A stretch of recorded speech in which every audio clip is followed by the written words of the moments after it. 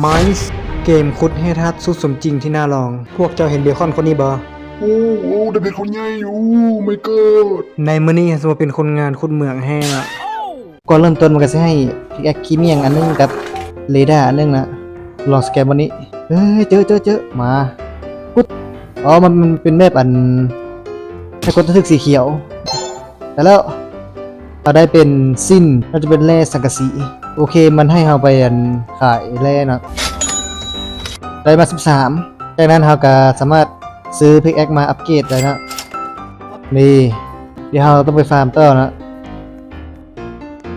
บอนนี้บ่มีดีเจอขุดไปทางลุ่มก็มีอีกขุดไปได้สังกะสีมาเองละเฮ้ยแรงยังอันนี้เฮ้ยซิเวอร์มันก็เป็นก้อนบันนี้ปะโอเคยัง10 ซอกขุดบอลไหมแถวนี้แหละสแกนบ่มีเฮ้ยเจอนี่แหละขุดไปสีเขียวแบบนี้ไม่อย่างอันนี้แร่เล็กเฮ้ยเอาเรื่องจัดเลยขุดไป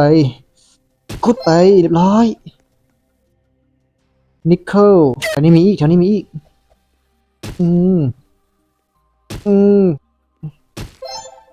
เรียบร้อย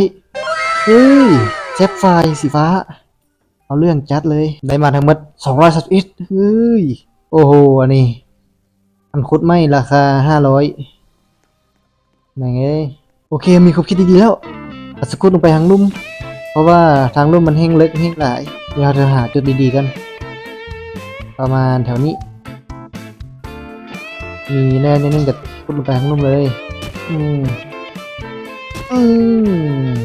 ตรวจสอบ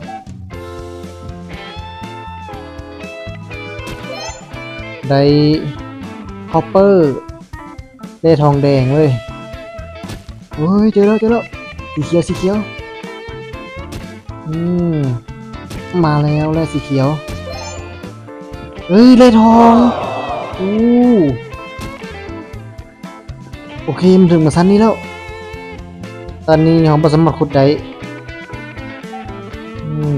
สีฟ้าได้สีฟ้าอยู่ใกล้ๆเลยเขาต้องขุดไปเรียบร้อยโอเคเลยอย่างบุ้งไปขายดีกว่าขายเลยได้400โอเคซื้อขุดนี้ดีกว่ามาแล้วอัปเกรดเป็นขุดหินแล้วอันนี้เป็นรูปที่เราขุดมาเมื่อกี้แล้วอ๋อโคตรลึก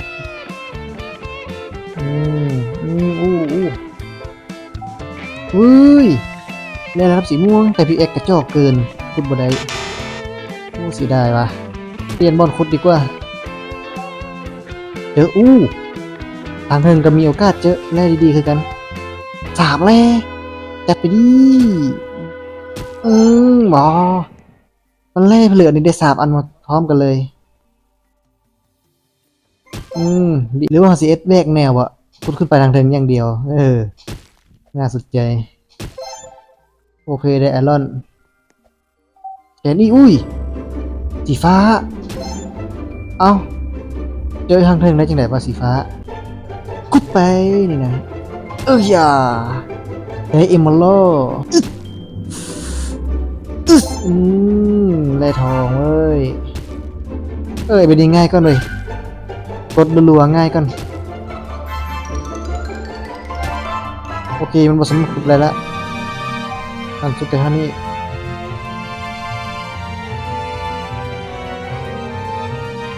โอเคสามารถซื้อเรดาร์ไม่ได้แล้ว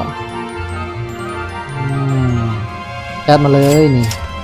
ไอรอนเรดาร์ไปไกลขึ้นว่ะ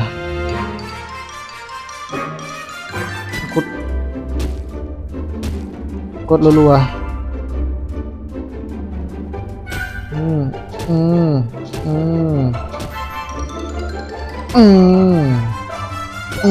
เรียบร้อยแซฟไฟร์โอเคทางนี้สีเขียวหลายเกินมาแล้วมันคือ แร่ทินสีเขียวโคตรหลายเลยเรดาร์โคตรโหดมาแล้วแร่กูกดอย่างเดือดเลยแร่ต่อไปอืมไอรอนอีกแล้วโคตรเดือดโคตรเดือดโอเคอีก13 วิมันก็เซรีแล้วไม่เอาไปขายเลย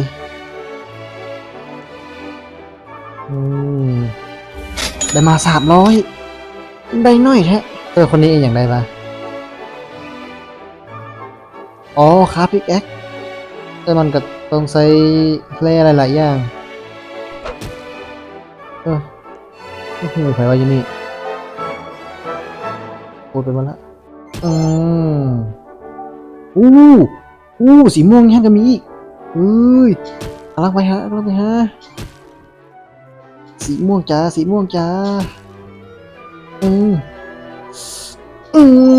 ได้ยังอ๋อกระดูกฮะมันคือกระดูกไดโนเสาร์อันไปง่ายเลยมาแล้วเราต้องไปขุดสีฟ้าให้หมดก่อนแล้วยังมีสีม่วงอีกขุดไปมันคือมันยังอันนี้เดี๋ยวมันคือรางรถไฟเก้าคนโหดคนตึงคนอันตรายอ๋อหากสังเกตก็ดูไดโนเสาร์ระดับสีฟ้าได้เพชรก้อนใหญ่อันนี้มันไม่อย่างโอ้รีบระยับเลยได้ไดมอนด์อีกแล้วรวยเละอุ้ยมีอย่างสีแดงๆเมื่อกี้ Few inches later. Joy so rest of our update มั่วเลยไดคาร์บอนวะภาษาอังกฤษกด1สแกนสีขาวล้วนๆ1,600ยังบ่ถึงที่แอคไม่ซ้ำหมอนี่ลินไม่ลองสแกนบอลมันคุดกันมีแต่สีขาวเสิร์ชคุดสีม่วงสีทองบาทนี้แหละมันคือมียังอันนี้มันคือเหรียญโอเมนโลกัปตันอเมริกาเดี๋ยวไปเอาสีม่วงกันน่าจะได้ราคาดีนะโลกัปตันอเมริกาเนี่ย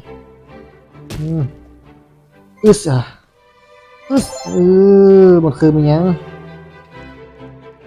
เคลไดโนเสาร์ว่ะอันนี้ฮะ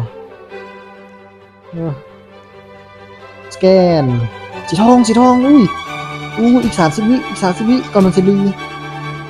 ตรงที่พูดแล้วเรียบร้อยมันคือเฮดสีฟ้าพอ